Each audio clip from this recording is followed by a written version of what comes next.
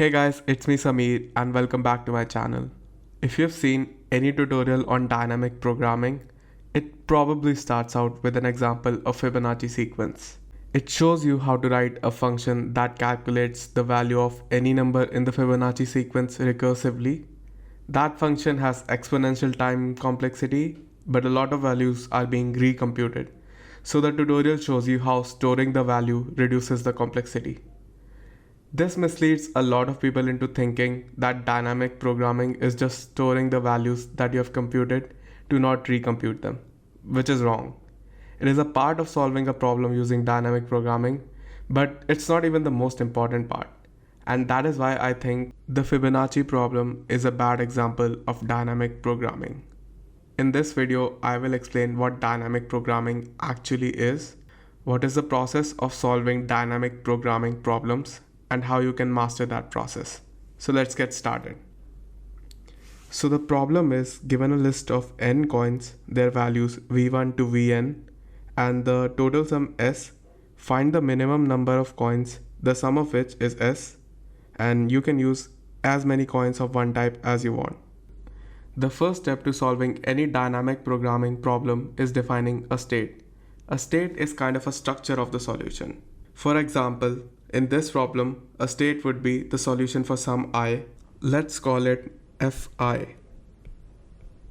The value of fi is equal to the minimum number of coins that sum up to I. A smaller state than this would be f of j, where j is less than I. And the solution to our problem is equal to the value f of s. Now the question is, how can we calculate the value of any state? To do that, we need to learn about some properties of dynamic programming problems. So there are two main properties of dynamic programming problems: optimal substructure and overlapping subproblems. Let's see optimal substructure.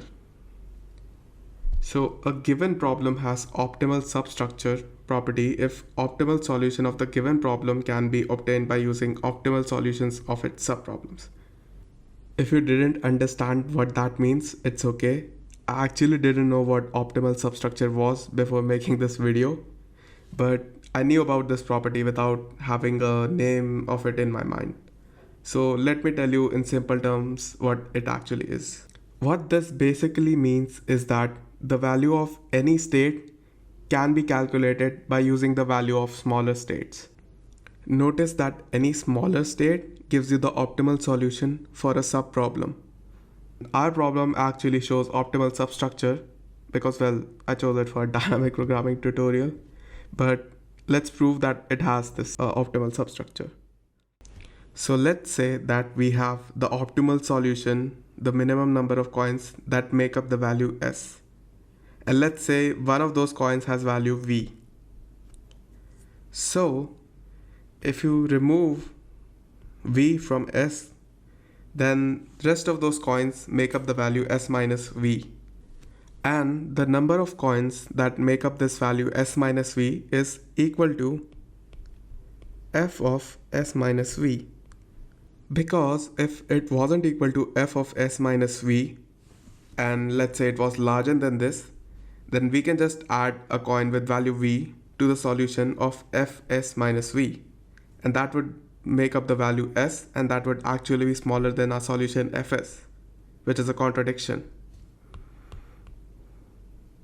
So the number of coins left after removing the coin with value v is equal to f of s minus v. And that shows that our problem has optimal substructure, because the value of any state can be calculated by using the value of smaller states. Let's see what the code looks like. So we have a function f that returns the value of f of s. Let's see what's inside the function. If s is less than 0, we can't make a negative value with these coins, so we return some infinite value that can never be achieved for our solution. If s is 0, then we need 0 coins to make 0 value, so we return 0. Then we initialize a variable with very high value, and then we look at all the smaller states.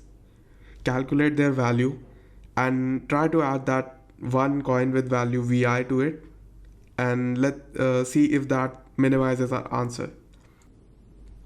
You can notice that we don't need to look at the states that are achieved by removing two coins, because when we remove one coin, to calculate the value of that state we remove other coins, so all the states that remove two coins will also be reached by this.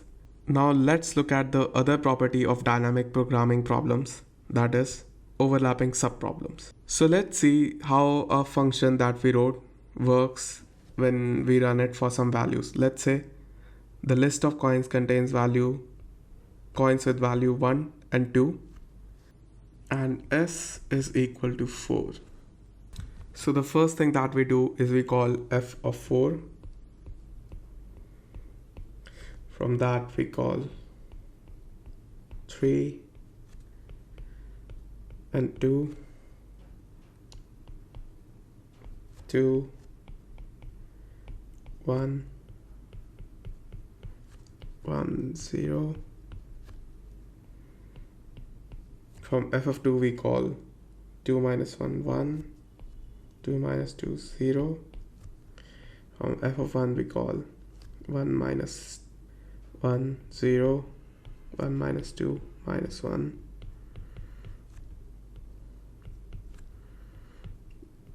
0, minus 1,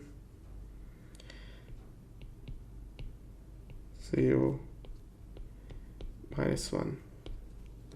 And these are all the calls that we make. So let's see what these states send. So this will return 0, this will return some infinite value, this will have value 1, this will have value 0, 0,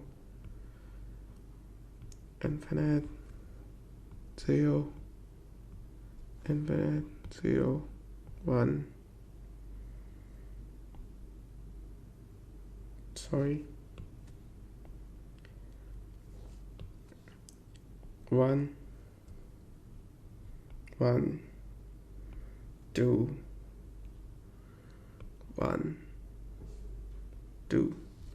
So we can make f of 4 using two coins, which are 2 and 2. That was pretty simple, but we calculate some states multiple times. If we store them in some array or map or anything, then we can cut these extra calculations down. So let's see what happens if we cut down the states. We first go from f4 to f3, f2, f1, f0. We haven't calculated anything, so we don't cut anything down. But when we come here, we have already calculated the value here at f1. So we don't really need to calculate this state again.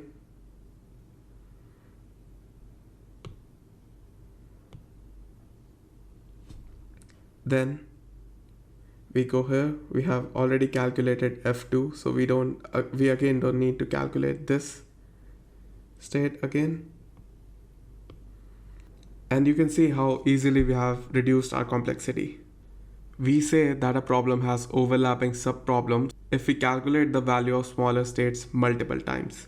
So our problem obviously had overlapping subproblems, and by storing the solution of these problems, we can cut down the complexity, which is proportional to number of states into number of coins. So here it is s into n. Let's look at the code. So we have an extra array memo which stores the value of all the states.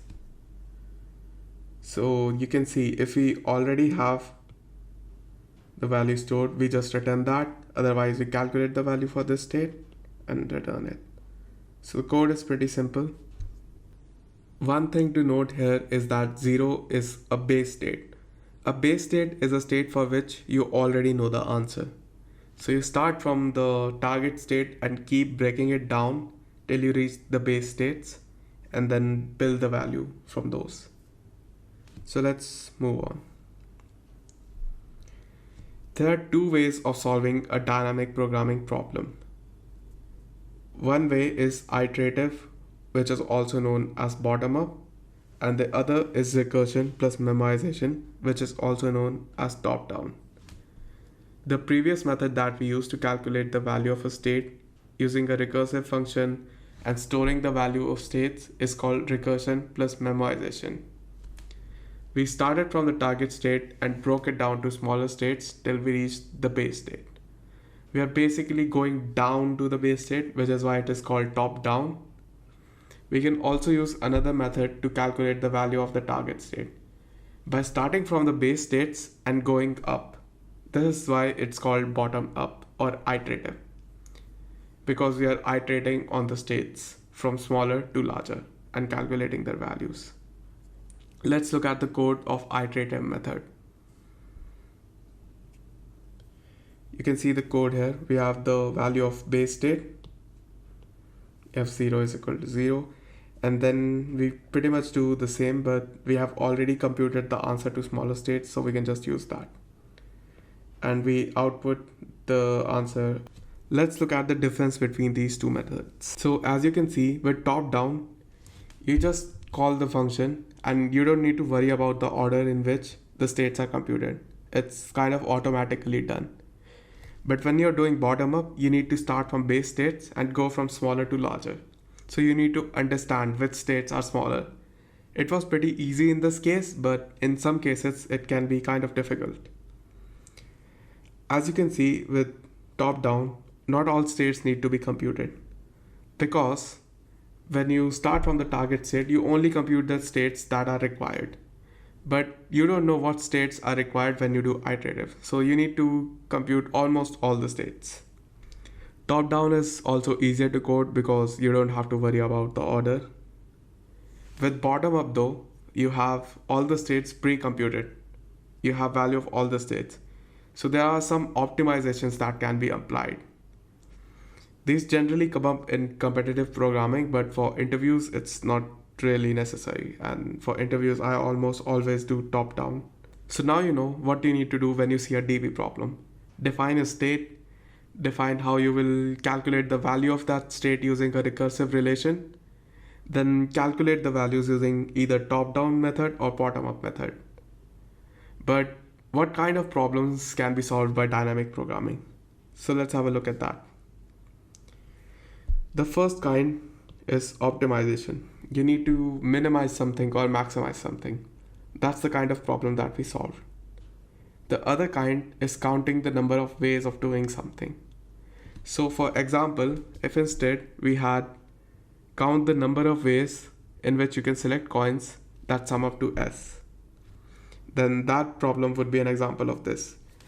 Also, our state wouldn't work for that, but I'll leave it as an exercise to the viewer to figure out what kind of state will work.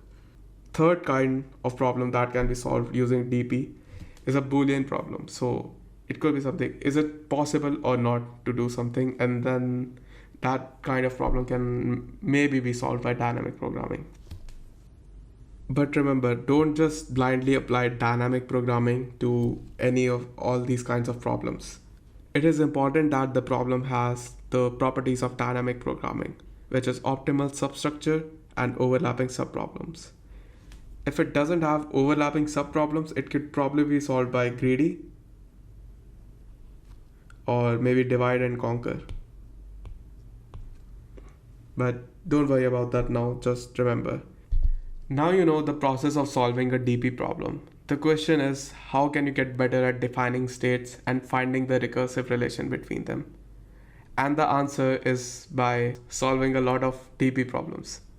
So now I will talk about a few resources you should follow. The first thing that you should look at is the Topcoder tutorial on dynamic programming. You can skip the advanced part, but look at the beginner and the intermediate part. After doing the tutorial, you should solve some standard dynamic programming problems. I've created a list, you can Google them and find out tutorials on them. Just learn these to see how they define the states and the recursive relation between them. After you do that, it's time for practice. So I've created a list of problems that is categorized by difficulty, and I've written solutions to each of them. If you want the tutorial, you can just Google the problem name as they are pretty famous. I will link the list in the description. and just keep practicing more problems you find anywhere to get better at dynamic programming. If you like this video, subscribe to my channel and hit the bell button so that you get notified when I post a new video. If you want me to make more videos on dynamic programming with harder problems, let me know in the comments. See you.